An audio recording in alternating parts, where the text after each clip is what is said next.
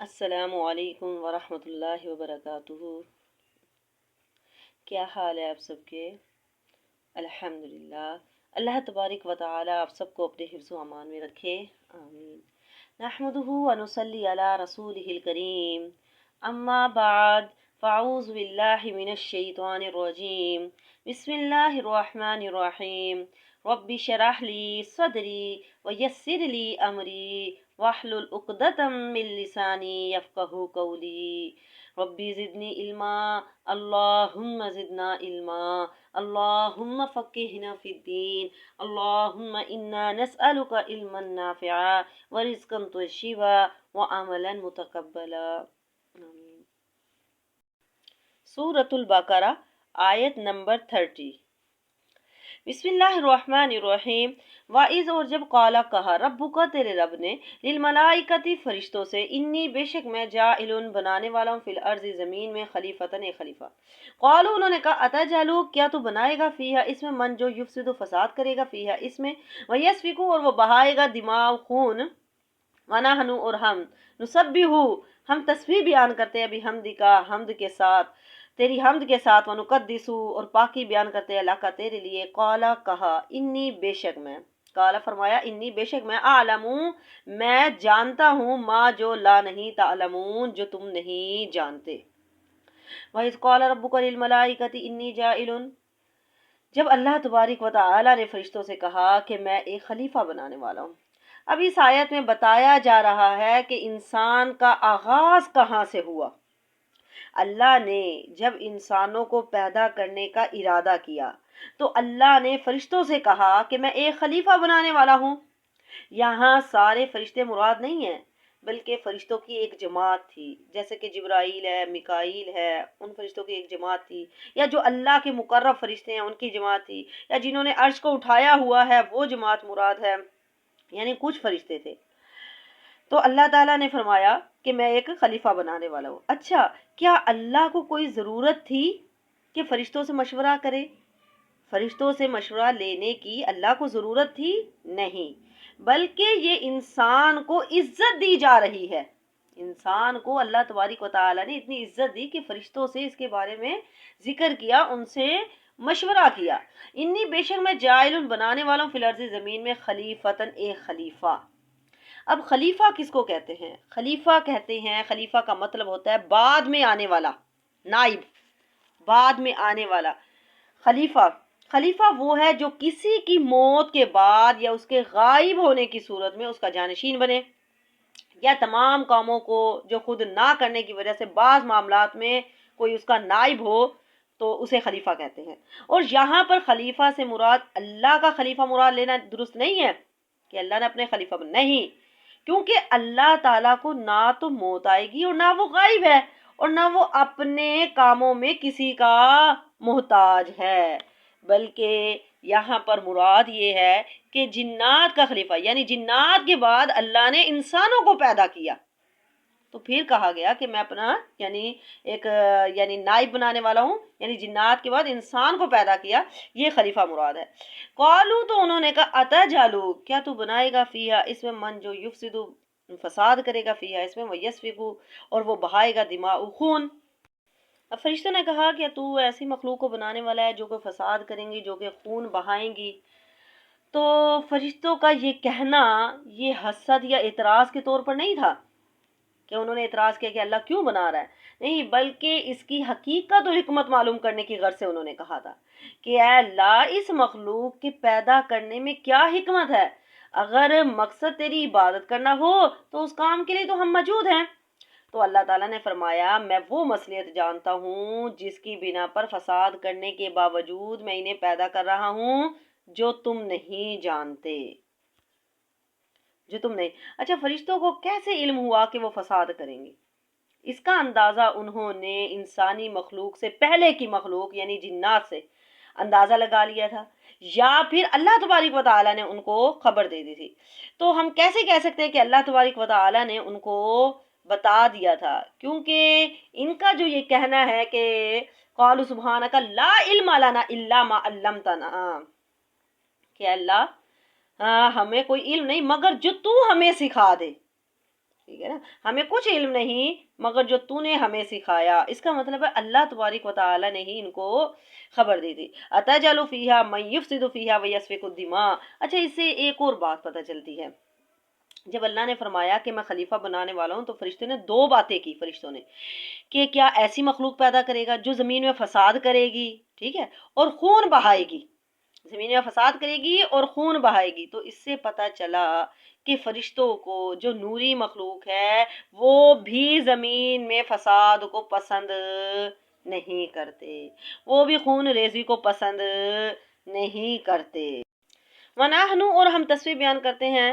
وَنَحْنُ، اور ہم نُسَبِّحُ، ہم تسبیح بیان کرتے ہیں بھی حمد کا، تیری حمد کے ساتھ. وَنُقَدِّسُ، اور پاکی بیان کرتے ہیں لَکَ، تیرے لیے. اور ہم آپ کی حمد کے ساتھ تسبیح بیان کرتے ہیں. تسبیح کہتے ہیں اللہ کو ہر نقص سے پاک قرار دینا. اللہ کے کمال میں کوئی کمی نہیں ہے، ہر نقص سے اللہ تعالیٰ مکمل ہے. وَنُقَدِّسُ لَكَ، یعنی اللہ کی تعریف کے ساتھ ساتھ اللہ کو اور مزید پاک قرار دینا. ہم تیری پاکی بیان کرتے ہیں. اور تسبیح یہ اللہ کے فرشتوں کی غذا بھی ہے اور اللہ کے پسندیدہ کلمات بھی ہے. ابو ذر کہتے ہیں کہ آپ صلی اللہ علیہ وسلم سے سوال کیا گیا کہ کون سا کلام سب سے افضل ہے، تو آپ صلی اللہ علیہ وسلم نے فرمایا جو اللہ نے اپنے فرشتوں یا اپنے بندوں کے لیے چنا وہ کون سا ہے؟ سبحان اللہ و بحمدہ، وہ ہے سبحان اللہ و بحمدہ. اور پھر آگے اللہ تعالیٰ نے فرمایا قال انی اعلم ما لا تعلمون. قال، کہا، انی، بے شک میں جانتا ہوں، عالم، میں جانتا ہوں جو تم نہیں جانتے کہ انسان کو پیدا کرنے کی حکمت کیا ہے. تو اللہ نے فرمایا میں جانتا ہوں کہ انسان کو پیدا کرنے کی حکمت کیا ہے، اس میں کیا مصلحت ہے جو تم بتا رہے ہو کہ وہ یہ کام کریں گے، فساد کریں گے، خون ریزی کریں گے. ٹھیک ہے، وہ یہ کام بھی کریں گے لیکن اس کے علاوہ اور بھی بہت سے کام ہوں گے جو وہ کریں گے. ان میں انبیاء بھی پیدا کروں گا، ان میں رسول بھی ہوں گے، صدیقین بھی ہوں گے، شہداء بھی ہوں گے، عابد ہوں گے، اولیاء ہوں گے، ابرار ہوں گے، مقربین ہوں گے، علماء ہوں گے، محسنین ہوں گے یعنی نیکیاں کرنے والے ہوں گے، میرے راستے میں خرچ کرنے والے ہوں گے. یعنی صرف مفسد ہی نہیں ہوں گے، فاسقین ہی نہیں ہوں گے، بلکہ اس میں نیک لوگ بھی ہوں گے. وَعَلَّمَ، اور اس نے سکھائے آدم کو اسماء، نام، کلہا، سب کے ساتھ. ثم، پھر عرضہم، ان کو پیش کیا، علی الملائکۃ، فرشتوں پر. فقالا، پس کا، انبئونی، مجھے خبر دو، باسماء ہؤلاء، ان ناموں کی، ان اگر کنتم ہو تم صادقین، سچے. وعلم آدم الاسماء، اور اللہ تعالیٰ نے آدم علیہ السلام کو سب چیزوں کے نام سکھا دیے. کن چیزوں کے؟ کہا جاتا ہے کہ یہ ان چیزوں کے نام تھے جو وہاں پر موجود تھی، اور یہ بھی کہا جاتا ہے یہ وہ چیزیں تھی جن کی آدم علیہ السلام اور ان کی اولاد کو ضرورت تھی. یہ بھی کہا جاتا ہے جو کچھ دنیا میں ہے ان کے نام بتا دیے تھے، جو کچھ دنیا میں جو کچھ بھی ہے سب کے نام بتا. تو حضرت آدم علیہ السلام کو اللہ تعالیٰ نے تمام نام بتا دیے، یعنی ان کی تمام اولاد کے، سب جانوروں کے، زمین آسمان کے، پہاڑ، تری، خشکی، گھوڑے، گدھے، برتن، چرند پرند، تمام چھوٹی بڑی چیزوں کے اللہ تعالیٰ نے نام بتا دیے. پھر اللہ تبارک و تعالیٰ نے حضرت آدم علیہ السلام کو فرشتوں پر پیش کیا. پھر فرشتوں سے کہا اب تم مجھے ان چیزوں کے نام بتاؤ. تو انہوں نے کیا کہا؟ قالوا سبحانک لا علم لنا الا ما علمتنا، کہ تو پاک ہے، ہمیں تو علم نہیں ہے، ہمیں علم نہیں مگر جو تو ہمیں سکھا دے، ہمیں صرف اتنا ہی علم ہے. پھر جب اللہ تعالیٰ نے آدم علیہ السلام سے کہا تو آدم علیہ السلام نے فوراً نام بتا دیے جو کہ فرشتے بیان نہیں کر سکے تھے. اس طرح اللہ تعالیٰ نے ایک تو فرشتوں پر آدم علیہ السلام کی تخلیق کی حکمت واضح کر دی، اور دوسرا دنیا کا نظام چلانے کے لیے علم کی اہمیت اور فضیلت بیان کر دی.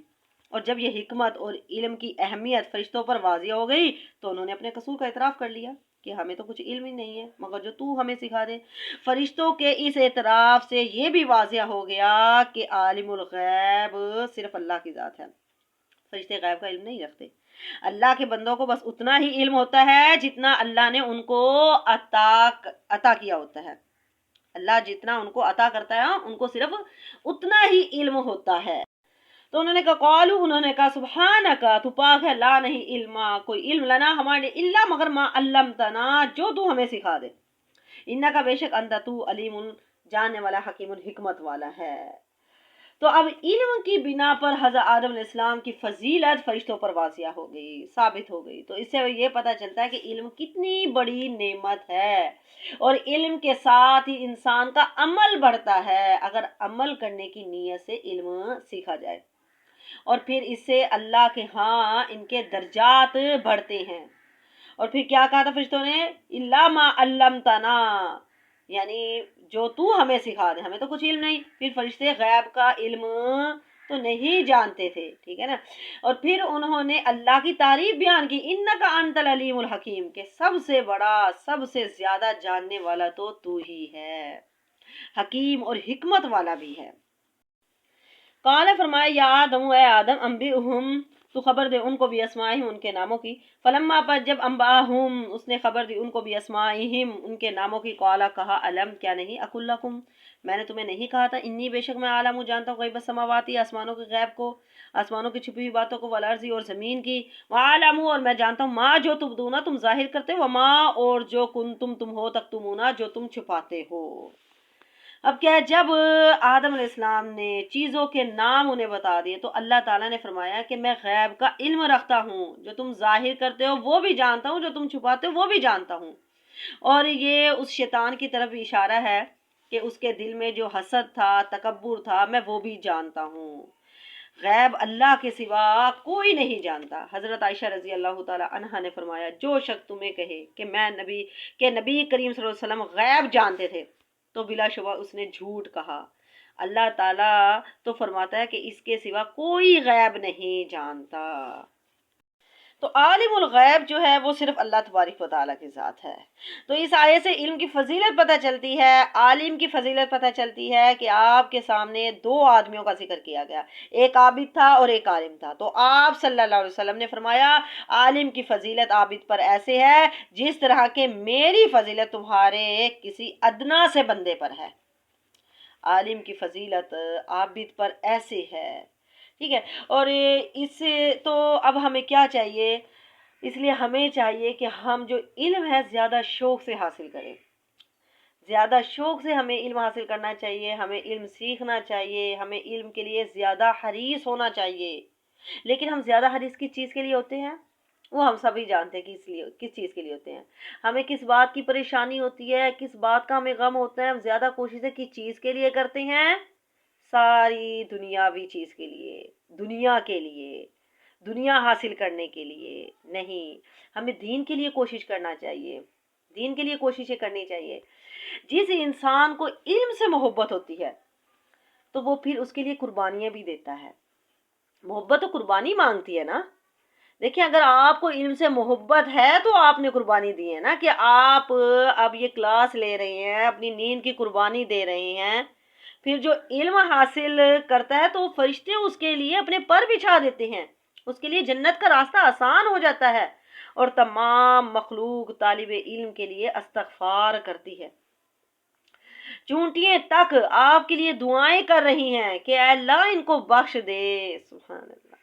آپ صلی اللہ علیہ وسلم نے فرمایا، طالب علم کے لیے ہر چیز یعنی مخلوق بخشش کی دعا کرتی ہے، حتیٰ کہ سمندر میں مچھلیاں بھی۔ سبحان اللہ۔ وَعَلَمُ، اور میں جانتا ہوں، ما جو تبدونا، تم ظاہر کرتے ہو، وما اور جو کنتم ہو، تم تکتمونا، تم چھپاتے ہو۔ یعنی اللہ کا علم اتنا وسیع ہے کہ جو تم ظاہر کرو اس کو بھی اللہ جانتا ہے، اور جو تم چھپاتے ہو اس کو بھی اللہ تعالیٰ جانتے ہیں۔ وَإِذْ، اور جب قلنا، ہم نے کہا، للملائکتی، فرشتوں سے، اسجدو، تم سجدہ کرو، لآدم، آدم کے لیے، فسجدو، بس سجدہ کیا، الا، مگر ابلیس نے نہیں کیا، ابا، انکار کر دیا، واستکبر، اور اس نے تکبر کیا، وکانا، اور وہ ہو گیا، من الکافرین، کافروں میں سے۔ وَإِذْ قُلْنَا لِلْمَلَائِكَةِ اسْجُدُوا لِآدَمَ فَسَجَدُوا إِلَّا إِبْلِيسَ، اور جب ہم نے فرشتوں کو حکم دیا کہ آدم کے آگے سجدہ کرو تو سب سجدے میں گر پڑے مگر ابلیس نے انکار کر دیا۔ اب یہاں پر علمی فضیلت کے بعد دوسری تکریم آدم علیہ السلام کی بیان کی جا رہی ہے کہ اللہ تعالیٰ نے فرشتوں کو حکم دیا کہ آدم علیہ السلام کے آگے سجدہ کرو، آدم علیہ السلام کو سجدہ کرو۔ اب اس آیت سے پتہ چلا کہ علماء کی عزت کرو، علماء کی تکریم کرو۔ کیوں؟ کیونکہ اس علم کی وجہ سے اللہ نے فرشتوں کو آدم کے آگے جھکا دیا۔ اس علم کی وجہ سے اللہ نے فرشتوں کو سجدہ کرنے کا حکم دیا۔ وَإِذْ قُلْنَا لِلْمَلَائِكَةِ اسْجُدُوا لِآدَمَ فَسَجَدُوا إِلَّا ابلیس، اور جب ہم نے فرشتوں کو حکم دیا کہ آدم کے آگے سجدہ کرو۔ سجدے کا لفظی معنی ہوتا ہے عاجزی کرنا، گڑ گڑانا، پیشانی جھکانا۔ یہ سجدہ تعظیمی تھا۔ سجدہ دو طرح کا ہوتا ہے، ایک سجدہ ہوتا ہے عبادت اور ایک سجدہ ہوتا ہے تعظیم۔ یہ سجدہ تعظیمی تھا، یہ عبادت کا سجدہ نہیں تھا، کیونکہ غیر اللہ کی عبادت تو شرک ہے جس کی اجازت کسی بھی امت میں نہیں تھی۔ پھر اللہ فرشتوں کو شرک کا حکم کیسے دے سکتے تھے؟ تو یہ تعظیمی سجدہ تھا، بلکہ یہ تعظیمی سجدہ تھا جو پہلی امتوں میں جائز تھا، لیکن ہماری امت میں یہ حرام ہے، ہماری امت میں یہ جائز نہیں ہے۔ جیسے کہ پہلی بعض امتوں میں بہن بھائی کا نکاح جائز تھا، ہماری امت میں حرام ہے۔ عبداللہ بن ابی اوفا رضی اللہ تعالی عنہ بیان کرتے ہیں کہ معاذ رضی اللہ تعالی عنہ جب شام سے واپس آئے تو انہوں نے نبی کریم صلی اللہ علیہ وسلم کو سجدہ کیا۔ آپ صلی اللہ علیہ وسلم نے فرمایا معاذ یہ کیا ہے؟ معاذ نے کہا کہ میں شام گیا تو میں نے انہیں دیکھا کہ وہ اپنے پادریوں اور افسروں کو سجدہ کرتے ہیں، تو میں نے دل میں چاہا کہ ہم آپ کے ساتھ اس طرح کریں، تو آپ صلی اللہ علیہ وسلم نے فرمایا کہ تم یہ کام نہ کرو، کیونکہ اگر میں کسی کو حکم دینے والا ہوتا کہ وہ غیر اللہ کو سجدہ کرے تو عورت کو حکم دیتا کہ وہ اپنے خاوند کو سجدہ کرے، لیکن یہ بھی حکم نہیں دیا گیا۔ اب یہاں پر اللہ تبارک و تعالی نے تمام فرشتوں کو سجدہ کرنے کا حکم دیا تھا، تمام فرشتوں نے سجدہ کیا، مگر ابلیس نے انکار کر دیا تھا۔ ٹھیک ہے، اچھا ایک سوال ہے کہ اللہ تبارک و تعالی نے فرشتوں کو سجدہ کرنے کا حکم دیا تھا، ابلیس جو ہے وہ تو جنات میں سے تھا، وہ تو فرشتہ نہیں تھا، تو اس کا مطلب یہ ہوا کہ اس کو تو حکم نہیں تھا۔ ٹھیک ہے، اگر اس نے یعنی سجدہ نہیں کیا تو اس میں کوئی اس کا قصور نہیں ہے، نہیں، یہ بات نہیں ہے، بلکہ یہ تھا تو جنات میں سے تھا، یہ اللہ کی بہت زیادہ عبادت کرتا تھا، تو اللہ تعالیٰ نے اسے اعزازاً فرشتوں میں شامل کر رکھا تھا، اس لیے اللہ کے حکم سے اس کے لیے بھی سجدہ کرنا ضروری تھا، اس کے لیے بھی تھا تو یہ جنات میں سے ہی، لیکن اللہ کی بہت زیادہ عبادت کرنے کی وجہ سے فرشتوں کی صف میں یہ بھی شامل تھا، جس طرح حضرت ابن عباس فرماتے ہیں کہ ابلیس جنوں میں سے تھا جو آگ کے شعلے سے پیدا ہوئے ہیں، تمام فرشتے نوری تھے۔ قرآن میں ہے اللہ تبارک و تعالیٰ نے فرمایا من مارج من نار، آگ کے شعلے کی جو تیزی بلند ہوتی ہے اسے مارج کہتے ہیں، جس سے جن پیدا کیے گئے تھے، اور جو انسان کو مٹی سے پیدا کیا گیا ہے، تو یہ بہت زیادہ عبادت کرنے کی وجہ سے یہ بھی فرشتوں کی صف میں شامل تھا، اس وجہ سے اس کے لیے بھی لازمی تھا کہ وہ حکم کی پیروی کرے۔ ٹھیک ہے، لیکن ابلیس نے انکار کر دیا تھا۔ اچھا ابلیس نے انکار کس وجہ سے کیا تھا، سجدہ کرنے سے انکار کیوں کر دیا؟ وجہ یہ تھی ابلیس کا نام عزازیل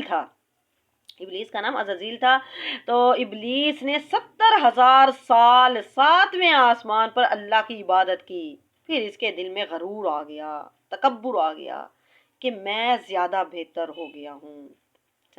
اور یاد رکھیں اگر علم تکبر پیدا کرے، اگر عبادت تکبر پیدا کرے تو پھر وہ انسان کی ذلت کا سبب بن جاتا ہے، تو ہمیں کبھی بھی تکبر نہیں کرنا چاہیے، چاہے وہ حسن ہو یا مال ہو یا اولاد ہو، مال و دولت ہو، کبھی بھی تکبر نہیں کرنا چاہیے۔ اور تکبر کس کو کہتے ہیں؟ دوسروں کو حقیر سمجھنا، حق کا انکار کرنا۔ اس نے یہاں پر آدم علیہ السلام کو ابلیس نے حقیر سمجھا اور اس نے حق کا انکار کر دیا، اللہ تعالیٰ کا حکم کا انکار کر دیا۔ تو عبداللہ بن مسعود بیان کرتے ہیں کہ رسول اللہ صلی اللہ علیہ وسلم نے فرمایا وہ شخص جنت میں نہیں جائے گا جس کے دل میں ذرہ برابر بھی تکبر ہوگا۔ تو ابلیس نے تکبر کیا، حسد کیا، تو اس نے کیا کہا تھا؟ انا خیر، میں ان سے بہتر ہوں، سمجھا کہ میں اس سے آدم علیہ السلام سے میں زیادہ بہتر ہوں، تو لہٰذا اس نے سجدہ کرنے سے انکار کر دیا، ابا انکار کیا، واستکبر، اور اس نے تکبر کیا، وکانا، اور وہ ہو گیا من الکافرین، کافروں میں سے ہو گیا۔ تو سب سے پہلے تکبر کس نے کیا؟ تکبر سب سے پہلے شیطان نے کیا تھا۔ وقلنا اور ہم نے کہا یا آدم اے آدم اسکن رہو انتا تو وزوجکا اور تیری بیوی جنت جنت میں وقلا اور تم دونوں کھاؤ منہا اسے راغدن با فراغت حیث جہاں سے بھی شئتما تم دونوں چاہو ولا نہ تقربا نہ تم قریب جانا ہذه الشجرۃ اس درخت کے فتکونا پس تم دونوں ہو جاؤ گے من الظالمین ظالموں میں سے۔ اے آدم تم اور تمہاری بیوی جنت میں رہو۔ اس آیت میں آدم علیہ السلام کی تیسری فضیلت کا بیان ہے کہ فرشتوں سے سجدہ کروانے کے بعد انہیں جنت میں رکھا اور فرمایا جہاں سے چاہو بے روک ٹوک کھاؤ پیو لیکن اس درخت کے قریب نہیں جانا۔ اب وہ کون سا درخت تھا اللہ نے بیان نہیں فرمایا، نہ ہی نبی کریم صلی اللہ علیہ وسلم نے بتایا۔ اگر اس کی ضرورت ہوتی یا اس کا کوئی فائدہ ہوتا تو ضرور بتا دیا جاتا۔ بعض لوگوں نے یہ مشہور کر رکھا ہے کہ گندم کا درخت تھا، لیکن اس کی کوئی صراحت نہیں ہے، حدیث سے کوئی واضح نہیں ہے، نہ آپ صلی اللہ علیہ وسلم نے بتایا ہے، نہ ہی اللہ تعالیٰ نے بیان فرمایا ہے، بس یہی کہا کہ اس درخت کے قریب نہیں جانا۔ اور دیکھیں دنیا میں بھی ایسے ہی ہے، اللہ تعالیٰ نے ہمیں بہت سی چیزیں دی ہیں لیکن کچھ چیزوں سے ہمیں منع کر دیا، اور جن سے منع کیا ہے اس میں بھی مصلحت ہے، اس میں بھی مصلحت کہ فساد نہ ہو۔ اچھا اس درخت کے کھانے سے بچنے کے لیے اس کے قریب جانے سے بھی منع کر دیا کہ اس کے قریب نہیں جانا، اور یہ شریعت کا قاعدہ ہے، یعنی جو چیز حرام کا ذریعہ بنتی ہے اس سے بچنا بھی ضروری ہے، اسے بچنا بھی ضروری ہے، اس کے قریب بھی نہیں جانا۔ مثلا زنا سے بچنے کے لیے اس کے قریب جانے سے بھی منع فرما دیا، ولا تقربوا الزنا، زنا کے قریب مت جاؤ، ولا تقربوا الزنا، زنا کے قریب مت جاؤ۔ تو یہاں اللہ تعالیٰ نے کیا فرمایا، تم نے اس درخت کے قریب نہیں جانا، اگر تم جاؤ گے تو تم ظالموں میں سے ہو جاؤ گے۔ فَأَزَلَّهُمَا الشَّيْطَانُ پس پھسلا دیا ان دونوں کو شیطان نے انہا اس سے، فَأَخْرَجَهُمَا پس نکلوا دیا ان دونوں کو مما اس سے کانا جو تھے وہ دونوں فی اس میں، وَقُلْنَا اور ہم نے کہا اِهْبِطُوا اتر جاؤ، بعضکم تمہارا بعض لبعض بعض کے لیے عدو دشمن ہے، وَلَكُمْ تمہارے لیے فی الارض زمین میں مستقر ایک ٹھکانہ ہے، ومتاع اور فائدہ الی حین ایک مدت تک۔ فَأَزَلَّهُمَا الشَّيْطَانُ پس ان دونوں کو پھسلا دیا شیطان نے، پس ان دونوں کو شیطان نے پھسلا دیا۔ اب کچھ لوگ کہتے ہیں کہ شیطان جنت میں کیسے چلا گیا، تو کچھ نے کہا کہ وہ سانپ کی شکل میں چلا گیا تھا، اصلی شکل میں نہیں تھا، لیکن اللہ ہی بہتر جانتے ہیں، اللہ ہی بہتر جانتے ہیں۔ پس قرآن نے بتا دیا کہ شیطان نے پھسلایا ہے، تو وہ شیطان ہی ہے، وہ شیطان ہی تھا جس نے پھسلایا تھا۔ تو شیطان نے وسوسے ڈال ڈال کر جھوٹی قسم اٹھائی تھی، سب سے پہلے جھوٹی قسم بھی شیطان نے کھائی تھی، انہیں یقین دلوایا کہ نہیں اللہ تبارک و تعالیٰ نے یعنی تم ہمیشہ کے لیے یہاں نہ رہ جاؤ، اس وجہ سے منع کیا کہ اس درخت کے قریب نہ جاؤ، سمجھ آ گئی ہے؟ تو شیطان نے ان کو پھسلایا تھا، تو وہ اس درخت کے جب قریب چلے گئے، ان سے غلطی جو ہو گئی تو اسے یعنی نکلوا دیا، جنت سے نکلوا دیا۔ وقلنا اور ہم نے کہا اہبطوا تم اتر جاؤ، تمہارا بعض بعض کے لیے دشمن ہے، تمہارا بعض بعض کے لیے دشمن ہے، کیا مطلب ہے؟ انسان شیطان کا دشمن ہے اور شیطان انسان کا دشمن ہے، اور ایک مطلب اس کا یہ بھی کیا گیا کہ اولاد آدم آپس میں ایک دوسرے کے دشمن ہے، جیسا کہ آدم علیہ السلام کے دو بیٹے جو حابیل اور قابیل کا واقعہ ہے، اس وجہ سے بھی کہا کہ تم آپس میں ایک دوسرے کے دشمن ہو۔ وَلَكُمْ تمہارے لیے فی الارض زمین میں مستقرون ایک ٹھکانہ ہے، ومتاع اور فائدہ اٹھانا ہے، الہین ایک مدت تک کے لیے تمہارے لیے زمین میں ٹھکانہ ہے، ٹھیک ہے۔ وَلَكُمْ فی الارض مستقر، یہ الفاظ نا دلیل ہیں کس بات پر؟ اس بات پر کہ آدم علیہ السلام جس جنت میں رکھے گئے تھے وہ آسمان پر تھی، کیونکہ اس بارے میں بھی تو لوگ مختلف باتیں کرتے ہیں کہ وہ جنت کہاں پر ہے، وہ زمین پر تھی، سمجھ آ گئی ہے؟ نہیں، وہ جنت جو تھی وہ آسمان پر تھی، زمین پر جب آئے جنت سے نکلنے کے بعد آئے، اور اہبطوا جو کہا گیا اہبطوا تم اتر جاؤ، اس سے بھی پتہ چلتا ہے کہ جنت آسمان پر تھی، سمجھ آ گئی ہے؟ اور جب شیطان نے بھگایا اور وہاں سے نکلوا دیا، اصل میں اللہ تعالیٰ نے پیدا ہی انسان کو زمین ہی کے لیے کیا تھا، جنت میں تو امتحان کے لیے رکھا تھا، یہ بتانا تھا کہ اگر میری نافرمانی کی تو جنت نہیں ملے گی۔ آج ہم کیا کرتے ہیں؟ سارا دن نافرمانیاں کرتے ہیں، اپنی زندگی نافرمانیوں میں گزارنے کے بعد پھر ہم کیا کہہ رہے ہوتے ہیں؟ ہم نبی کی امت ہیں، آپ صلی اللہ علیہ وسلم ہمارے لیے سفارش کریں گے اور ہم جنت میں چلے جائیں گے۔ ایسی بات نہیں ہے، جنت اپنی منمانی مرضی زندگی اپنی منمانی کی زندگی گزار کر چلے جائیں، جنت ان کو نہیں ملنی، سمجھ آ گئی؟ آپ صلی اللہ علیہ وسلم نے سفارش کرنی ہے تو وہ ان کے لیے سفارش کریں گے جن کے لیے اللہ تعالیٰ اجازت دیں گے، اور اللہ تعالیٰ کن کے لیے اجازت دیں گے؟ جنہوں نے نیک اعمال کیے ہوں گے، جس نے اپنی زندگی اللہ اور اس کے رسول کی اطاعت و فرما برداری میں گزاری ہوگی، تو وہی جنت میں جائیں گے۔ وَمَتَاعٌ إِلَىٰ حِینٍ، اور فائدہ اٹھانا، الہین ایک مدت تک، ایک مدت یعنی موت تک کے لیے، کیونکہ انسان کے لیے مرنے کے بعد زمین سے فائدہ اٹھانا ممکن نہیں ہے، سمجھ آگئی؟ ایک وقت تک سے معلوم ہوا کہ زمین پر رہائش عارضی ہے، ہمیشہ کی نہیں ہے، ایک وقت تک کے لیے، ایک مدت تک کے لیے تمہیں زمین پر بھیجا جا رہا ہے، جب موت آ گئی تو پھر واپس اللہ کے پاس چلے جانا ہے۔ وآخر دعوانا ان الحمدللہ رب العالمین، سبحانک اللہم و بحمدک، اشہد ان لا الہ الا انت، استغفرک و اتوب الیک۔ السلام علیکم ورحمۃ اللہ وبرکاتہ۔